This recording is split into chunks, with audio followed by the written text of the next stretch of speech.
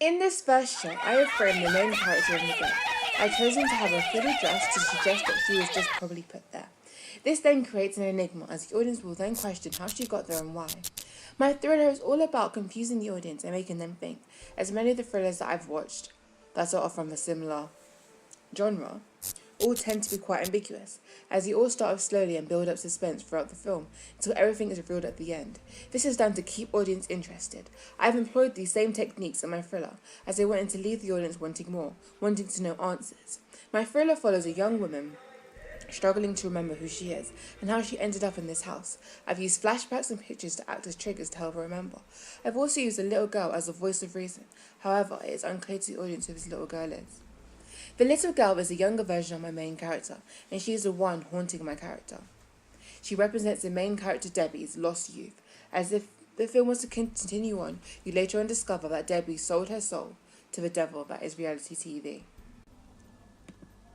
Through this photo, the audience are then transported back to when this was taken. I decided to blur this particular shot and deliberately kept the male character's head out of frame to represent the haziness of his memory and the anonymity of the character to Debbie. From the sound of a little girl saying, "Why are you touching that?" and then informing the audience that the character could potentially be suffering from psychological problems due to her hearing voices in her head. The diegetic sounds from the creaking of a door really helps to add an eerie effect to the scene, giving it more depth and really conforming to the conventions of a psychological thriller infused with horror.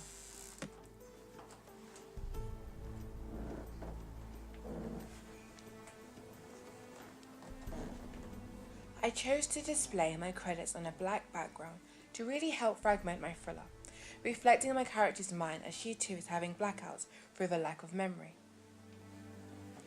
I've also used a lot of point of view shots to create a more intimate account with the audience, really allowing them to emphasize the character's emotions, so it's like they're going on a journey with her, because she doesn't know what's going on either. With glimpses of a little girl flashing on the screen, the audience are then able to see what Debbie sees in her head, making it more clear to her mental breakdown. From researching thrillers, I noticed that most of them build suspense through creating enigmas, then suddenly drop it through the main characters doing mundane tasks. I incorporated this by making my character wash her face to help her clear her mind. This then triggers to take her back to waking up.